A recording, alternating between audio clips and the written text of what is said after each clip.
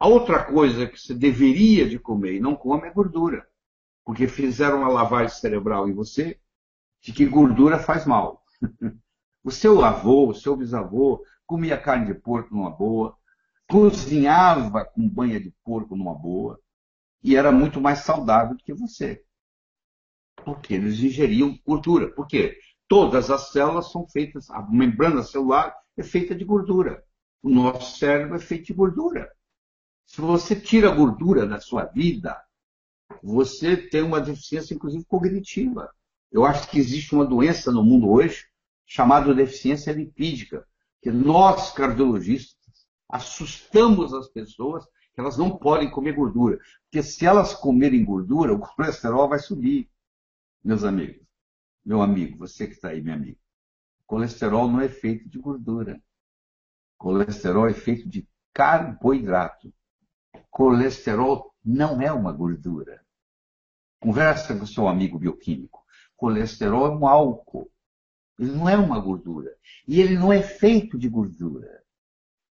Ele é feito de carboidrato. Se o seu colesterol está elevado, provavelmente é porque você está comendo muito açúcar.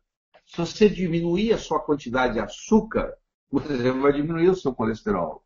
Muitas vezes o seu colesterol está elevado porque você tem um problema de tireoide. Você tem hipotireoidismo. Aliás, o colesterol elevado antigamente era usado para detectar, hoje já tem exames mais sofisticados, se você tinha algum problema de tireoide. É o teste dos pobres para saber se tem problema de tireoide. Então, se você está com colesterol alto, você vai no seu cardiologista e ele, sem checar sua tireoide, ele te passa uma estatística da vida e, na realidade, você está com um problema tireoidiano, ele não resolveu o seu problema, em absoluto. Porque o colesterol elevado é apenas um marcador. Imagine que você tenha uma fábrica que fabrica fogos de artifício. E você sabe que as fábricas que fabricam fogos de artifício, uma hora pode explodir, pegar fogo e queimar tudo. Então você montou um sistema de alarme, com um alarme na sua cabeceira, na sua cama. Se algum dia a sua fábrica lá pegar fogo e começar a aparecer fumaça, vai tocar uma campainha na cabeceira da sua cama e você vai tomar uma providência.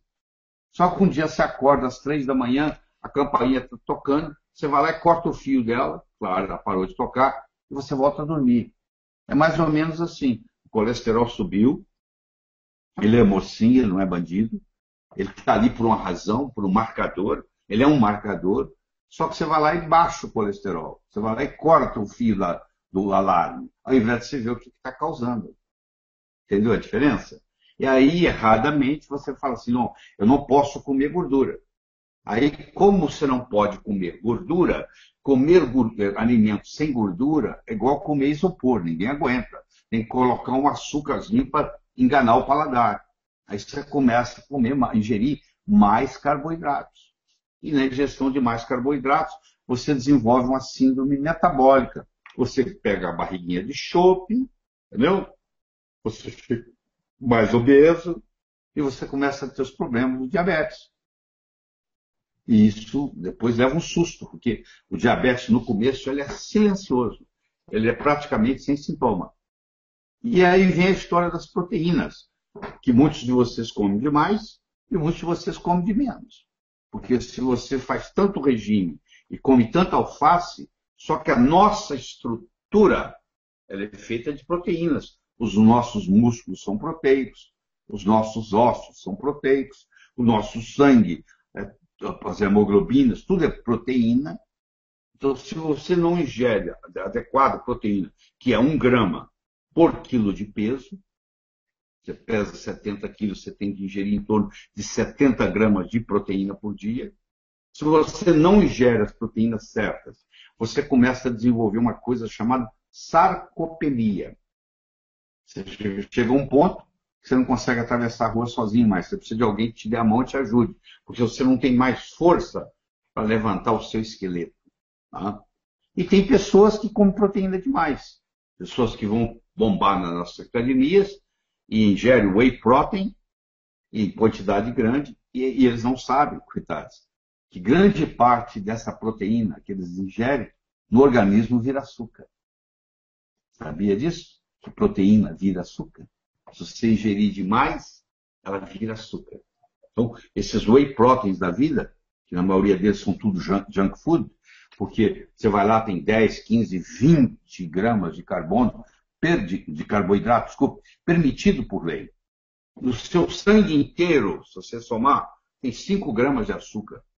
No whey protein que você ingere, pode chegar a ter 20. Como o Fantástico fez uma análise uma vez, alguns chegam a ter 30 gramas de açúcar, de carboidrato, que vai virar açúcar, por porção. Você pensa que está ingerindo proteína, você está ingerindo muito mais carboidrato do que proteína. E aí nós temos que ter a preocupação com as vitaminas e com os minerais. Toda deficiência de uma vitamina causa uma doença. Se você não tem vitamina A, você tem cegueira noturna.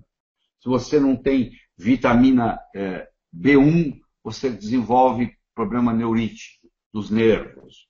Se você não tem vitamina C suficiente, você desenvolve escorbuto. A sua gengiva começa a sangrar. Claro, que isso em grau exagerado.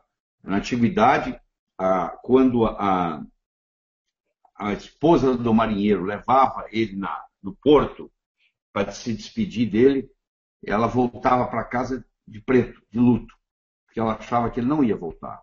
Porque pensava-se, primeiro, que o mundo era plano, que ele ia cair no abismo, mas na realidade ele morria era de quê? Ele morria de escorbuto, porque eles levavam batata e não levavam frutos cítricos, como limão, por exemplo, e todos ficavam deficientes de vitamina C, causaram escorbuto, eles perdiam todos os dentes, e começavam a sangrar e morriam. Já teve navio onde morreram 70%, 80% dos marinheiros numa viagem de escorbuto. Então, as vitaminas previnem uma série de doenças. E quando dadas em doses um pouco acima do normal, elas funcionam como nutracêuticos. Então, elas podem tratar doenças, e muitas doenças. Por exemplo, a vitamina B3, B de bola, ela trata alcoolismo. Se você der para uma pessoa que é alcoólatra, 1 hora antes dele beber, ele toma a vitamina B3, B de bola, ele pode parar de beber. Entendeu? Tem muitos estudos sobre isso. E, finalmente, a parte do oxigênio, que é muito importante. Você aprender a respirar e, muitas vezes, você até acrescentar no seu esquema o oxigênio para aumentar a sua oxigenação. Tá? Então, água, carboidratos, proteínas, vitaminas, minerais, oxigênio, etc.